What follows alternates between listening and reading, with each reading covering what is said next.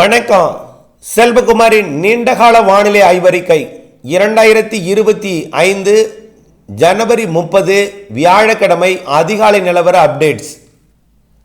அதாவது அதிகாரப்பூர்வ வானிலை அறிக்கைக்கும் இந்திய வானிலை ஆராய்ச்சித்துறை அறிக்கையை பார்க்கவும் நீண்டகால அறிக்கை பல சமர்ப்பித்திருந்தாலும் இன்றைய நாளில் இருக்கக்கூடிய அமைப்பை வைத்து சில அப்டேட்ஸ்கள் சிறு மாறுதலுடன், ஆனால் மழைப்பொழிவில் மாற்றமில்லை, கொஞ்சம் துல்லியம் கூட்டி அறிவிக்கும் ஆய்வறிக்கை. அதாவது கடல் வெப்பம், கடல் நீரோட்டம் எல்லாமே சாதகமாக இருக்கு.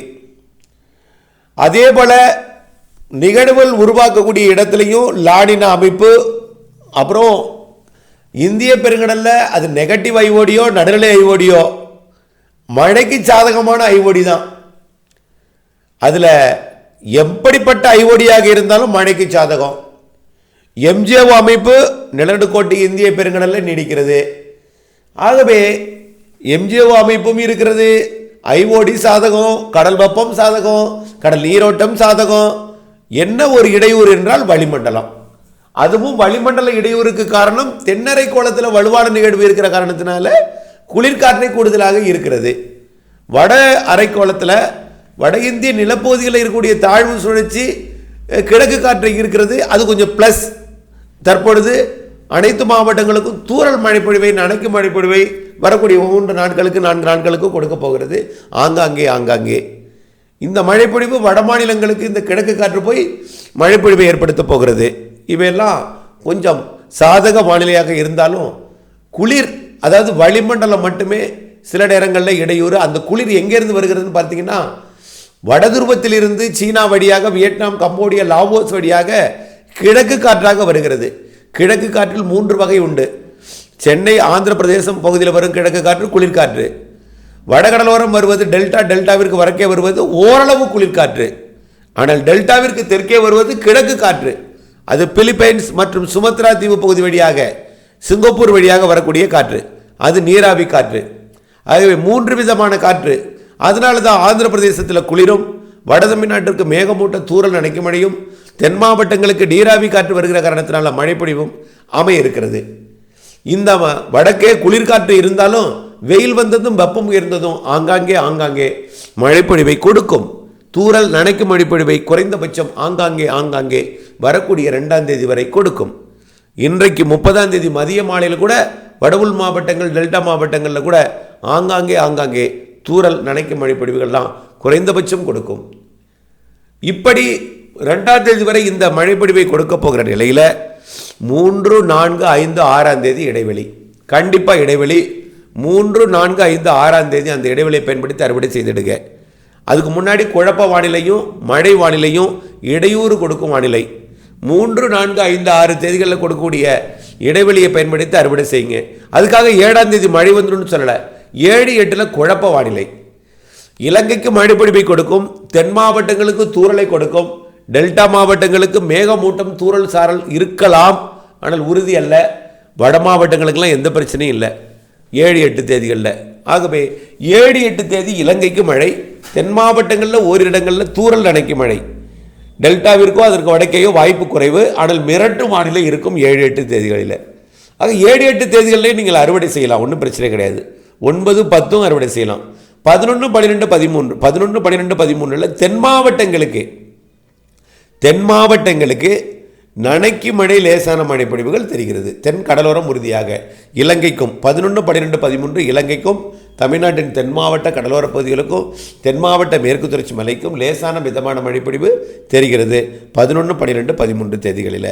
அப்போ வட மாவட்டங்களுக்கு, டெல்டா மாவட்டங்களுக்கு அச்சுறுத்தல் இல்லை. ஆக வட மாவட்டங்களுக்கு பிப்ரவரி மாதத்தில் பெரிய அச்சுறுத்தல் இல்லை என்பதனால இப்போ இந்த 2ஆம் தேதி வரைக்கும் தான் மிரட்டி கொண்டிருக்கும் மழைப்பொழிவுகள் இருக்கும். அதற்கு பிறகு பெரிய அளவில் அச்சுறுத்தல் இல்லை என்பதனால அச்சப்படாமல் நீங்கள் அறுவடை செய்யலாம், கவலைப்படாமல் இருக்கலாம். தென் மாவட்டங்களுக்கு மட்டும் ஒரு சில முறை 2, 3 நிகழ்வு தூறல் நனைக்கும் மழைப்பொழிவை கொடுத்தாலும் அதுவும் காய்ந்து விடும் அளவிற்கு, பெரிய அளவில் நீர் தேங்கும் அளவிற்கு மழை இருக்காது. ஆனால் இன்றையிலிருந்து 3 நாட்களுக்கு நல்ல மழை இருக்குது. தென் மாவட்டங்களுக்கு கனமழையே இருக்குது. 30, 31 பிப்ரவரி 1, 2 தேதிகளில் தென் மாவட்ட கடலோர பகுதி, தென் மாவட்ட மேற்கு தொடர்ச்சி மலை, தென் மாவட்ட உள்பகுதி கனமழை இருக்குது. டெல்டாவிற்கும் மிதமான லேசான மழை இருக்குது. அதற்கு பிறகு வரக்கூடிய நிகழ்வுகள் பெரிய அளவில் பாதிப்பை தராது. இருந்தாலும் பிப்ரவரியில் நிகழ்வு தூறல், நனைக்கும் மழை, மிரட்டு வானிலை எல்லாம் இருந்து கொண்டிருக்கும் 10 நாட்களுக்கு ஒரு முறை. அப்போ 11, 12, 13க்கு அப்புறம் 21, 22, 23 மார்ச் 2, 3, 4 தேதிகள்லையும் இருக்கும். மார்ச் 12, 13, 14 இருக்கும். மார்ச் 21க்கு பிறகு சூரியன் குத்துக்கதிர் நிலநடுக்கோட்டுக்கு வந்த பிறகு வானிலை என்பது படிப்படியாக மழைக்கு சாதகமாக வளிமண்டலம் அமையும் என்பதனால வளிமண்டலத்தில் மட்டும்தான் சாதகம் இல்லை. அப்போ வெயில் வந்துட்டுனா வளிமண்டலம் சாதகமாக அமைஞ்சிடும். அதனால மார்ச் 21க்கு பிறகு ஏப்ரல் மேல எல்லாம் வெயிலும் இருக்கும். வெயிலுக்கிடையே காற்று சுழற்சி வந்து மழைப்பொழிவை கொடுக்கும். மிதமான மழைப்பொழிவு அவ்வப்பொழுது இருந்தாலும் சில நிகழ்வுகள் கொஞ்சம் சற்று கன மழைப்பொழிவை கொடுக்கலாம். வெயிலுக்கிடையே புழுக்கமான வானிலை தான் அதிகமான நாட்கள் இருக்கும். ஓரிரு நாட்கள் அனல் காற்று இருந்தாலும் அது அந்த நாள் செட்டிங்காகத்தான் இருக்கும். ஒட்டுமொத்தமாக சராசரியாக ஒரு மாதத்தில் பதிவான வெப்பநிலையை பார்க்கும் பொழுது சராசரி அல்லது சராசரி குறைவான வெப்பநிலை இருக்கலாம். ஆனால் ஓரிரு நாட்கள் கூடுதலாக இருந்தாலும் ஒப்பிட்டு சராசரி பார்க்கும் பொழுது சராசரிக்கு குறைவான வெப்பமோ சராசரியாக தான் இருக்கும். ஆனால் இந்த ஆண்டு கோடையில் வலுவான மழை இருக்குது. ஏப்ரல் மேயில், ஏப்ரலில் ஒரு நிகழ்வும் மேயில் ஒரு நிகழ்வும் வலுவான நிகழ்வாக தெரிகிறது. இந்த ஆண்டு நிகழ்வு வளிமண்டலம் மற்றும் கடல் நீரோட்டம், கடல் வெப்பம், குமரிக்கடல், மன்னார் வளைகுடா, அரபிக்கடல் மற்றும் இந்திய பெருங்கடல், வங்கக்கடல் இது எல்லாமே தமிழ்நாட்டை ஒட்டிய கடற்பகுதியில் தான் வலுவான நீரோட்டம் இருக்குது, வலுவான வெப்பம் இருக்குது. இதனால் கோடை மழை, கோடை நிகழ்வு தமிழ்நாட்டிற்கு சாதகம் தெரிகிறது. ஆகவே ஏப்ரல் மே மழை பொழிவு இருக்கிறது. வெயிலும் இருக்கும், மழையும் இருக்கும். மாதத்திற்கு 2-3 நாள் தான் மழை, பாக்கி நாளில் வெயில். புரியுதுங்களா? வெயிலும் இருக்கும், தூறல் இருக்கும், பாக்கி நாளில் இருக்கும். அதான் 4 நாள் குறைந்தபட்சம் 2 நாள் நல்ல மழை இருக்குது ஏப்ரலில். மேலேயும் 2 நாள் நல்ல மழை இருக்குது. எல்லா மாவட்டங்களுக்குமே இருக்குது அந்த மழை என்பதை புரிந்து கொள்ள வேண்டும். பொதுவாக கோடை மழை ஏப்ரல் மேயில் வலுவாக பெய்துவிட்டால் தென்மேற்கு பருவமழை குறைவாக இருக்கும் என்று நீங்கள் நினைக்க வேண்டாம். ஏற்கனவே அணைகள் நிரம்பி இருக்கிறது. மேட்டூர் அணை திறப்பையும் நிறுத்தப்பட்டது. அணை 111 அடியில் அணையானது நிறுத்தப்பட்டிருக்கிறது. 111 அடி இருக்குது இப்போ மேட்டூரில். இப்படி பெரும்பாலான அணைகள் நிரம்பித்தான் இருக்குது. ஆகவே அணை நிரம்பி இருக்கிற நிலையில், நிறுத்தப்பட்டிருக்கிற நிலையில் கோடை மழையும் ஆரம்ப கட்ட தென்மேற்கு பருவமழையும் அணைகளை உடனடியாக நிரப்பும். ஜூன் மாதமே அணைகள் எல்லாத்தையும் நிரப்பும். காரணம், ஜூன் ஜூலையில் பருவமழை தொடங்கியதுமே வலுவான நிகழ்வால் தொடங்கும். அரபிக்கடலில் நிகழ்வுகளுக்கு சாதகம். அரபிக்கடலில் நீரோட்டம் வலுவாக இருக்கிறது. அரபிக்கடலில் வெப்பம் உயர்ந்து கொண்டே போகிறது, வேகமாக உயர்கிறது. ஆகவே சூரியன் குத்துக்கதிர் வருவதற்கு முன்பே வெப்பம் உயர்ந்தால், சூரியன் குத்துக்கதிர் வந்தால் மேலும் வெப்பம் உயரும். ஆகவே தென்மேற்கு பருவமழை காலத்தில் கேரளா, கர்நாடகா, கோவா, மகாராஷ்டிராவிற்கு வலுவான மழைப்பொழிவு தெரிகிறது. வட இந்தியாவிலையும் வலுவான மழைப்பொழிவு, ஒடிசா, மேற்கு வங்க பகுதிகளிலையும் வலுவான நிகழ்வு உருவாகும். அதே நேரத்தில் அரபிக்கடல்லையும் வலுவான நிகழ்வு இருக்குது. குறைந்தபட்சம் தென்மேற்கு பருவமழை காலத்தில் 2 வலுவான நிகழ்வு அரபிக்கடலில் உருவாவதற்கு சாதகம் இருக்குது. அது அரபிக்கடல் நிகழ்வு கேரளா, கர்நாடகாவிற்கு நல்ல மழைப்பொழிவை கொடுக்கும். அணைகளை நிரப்பிக்கொண்டே இருக்கும். வட இந்தியாவிலையும் சரி. இந்த ஆண்டு தென்மேற்கு பருவமழையில் 75% இடங்களில் விவசாயத்திற்கு ஏற்ற நிறைய மழைப்பொழிவை கொடுக்கும். பற்றாக்குறை இருக்காது. 25% இடங்களில் மழையால் பாதிப்பு ஏற்படும். ஒரு 25 நாட்டில் ஒரு 25% இடங்களில் மழையால் பாதிப்பு ஏற்படுத்தக்கூடிய மழை அதிக மழைப்பொழிவை தரும். ஆக பற்றாக்குறை என்பதற்கு எந்த இடத்துலையும் வாய்ப்பு தெரியல.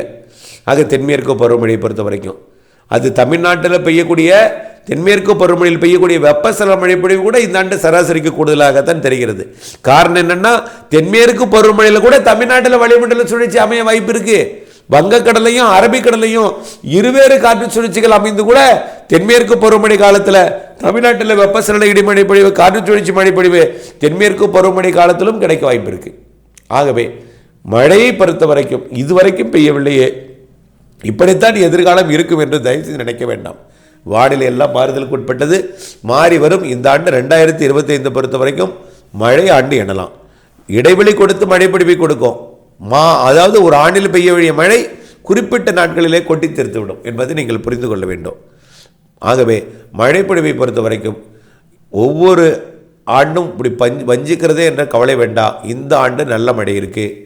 வடகிழக்கு பருவமழை அதே போல தான். வடகிழக்கு பருவமழை வங்கக்கடல் நிகழ்வு வளிமண்டல சுழற்சியால் மட்டும்தான் கடல் வெப்பம் தீரும். ஆனால் கடல் வெப்பம் உயர்ந்து கொண்டே இருக்கும். தமிழ்நாட்டு கடலோரத்தில் ஒட்டி, இலங்கை ஒட்டி அது வடகிழக்கு பருவமழைக்கு சாதகம் ஏற்படும். கண்டிப்பாக வடகிழக்கு பருவமழை வலுவான ஆண்டு, வலுவான நிகழ்வுகளால் இந்த ஆண்டு மழைப்பொழிவை தரும். வலுவான நிகழ்வும் மழைப்பொழிவை தருவது மட்டுமல்லாமல் சிறு நிகழ்வும் நல்ல மழைப்பொழிவை தரும். கடந்த ஆண்டு வடக்கே நல்ல மழைப்பொழிவை கொடுத்தது, தெற்கே நல்ல மழைப்பொழிவை கொடுத்தது. இந்த ஆண்டு அதாவது டெல்டாவுக்கு வடக்கே தொடங்கி சென்னை வரைக்கும் நிறைய மழை. சென்னையில் குறைவாக இருந்தாலும் திருவண்ணாமலை உள்ளிட்ட மாவட்டங்களுக்கெல்லாம் வெள்ளப்பெருக்கு ஏற்படுத்தியது கள்ளக்குறிச்சி, விழுப்புரம், கடலூர்லாம். அதே போல் அரியலூர், பெரம்பலூர் கூட, மயிலாடுதுறை கூட பாதிப்பை ஏற்படுத்தியது. அதே போல் தென் மாவட்டங்கள்லையும் திடீர் மழைப்பொழிவு, முதல் நாள் வறட்சி, அடுத்த நாள் வெள்ளம் கொடுத்தது. இந்த ஆண்டு அப்படி அல்ல. எல்லா மாவட்டங்களுக்கும் கடலோர மாவட்டங்களுக்கு நிறைய மழைப்பொழிவு தரும். அனைத்து மாவட்டங்களுக்கும் சராசரிக்கு கூடுதல் மழைப்பொழிவு தான். கடந்த ஆண்டு அறிவித்ததில் பெரிய மாற்றம் இல்லை. சராசரிக்கு கூடுதல் மழைப்பொழிவு எல்லா மாவட்டங்களுக்கும் என்றோம். இந்திய வானிலை ஆய்வு நிறுவனம் தென் மாவட்டங்களுக்கு குறைவாக இருக்கும் என்றார்கள். அது கூட கூடுதலாகத்தான் கொடுத்திருக்கிறது. தூத்துக்குடிக்கும் நீலகிரிக்கும் மட்டும் குறைவாக கொடுத்துருந்துச்சு அந்த நேரத்தில். ஆனால் அதுக்கு முன் கொஞ்சம் கூடுதலாக பெய்திருக்கு. இப்போ கூட வரக்கூடிய நாட்களில் கூட பெய்ய இருக்கிறது கோடை மழையெல்லாம். ஆகவே மழைப்பொழிவு பொய்த்து விடுமோ என்ற அச்சம் வேண்டாம். பொறுமையுடன் நிறுங்கள். நீங்கள் செய்ய வேண்டிய ஒரே வேலை, எப்போ மழை பெய்தாலும் சேமிப்பதற்கு மழைநீர் சேகரிப்பு அமைப்பு, பண்ணை குட்டைகளை அமைத்து தயாராக வைத்திருங்கள். மழை பெய்யும் போது சேமித்து பயன்படுத்துவோமே தவிர நாம் எதிர்பார்க்கும் பொழுது மழை பொழியாது. அதுதான் சேர்த்து சேர்த்து பொழியும், குறைந்த இடத்தில் கொட்டி தீர்க்கும். ஆண்டில் பெய்ய வேண்டிய மழை 6 நாளில் கூட பெய்யும். அப்படிப்பட்ட மழையாண்டெலாம் இந்த ஆண்டு இருக்கிறது. இணைந்தே இருங்கள் அப்டேட்ஸுடன். நன்றி.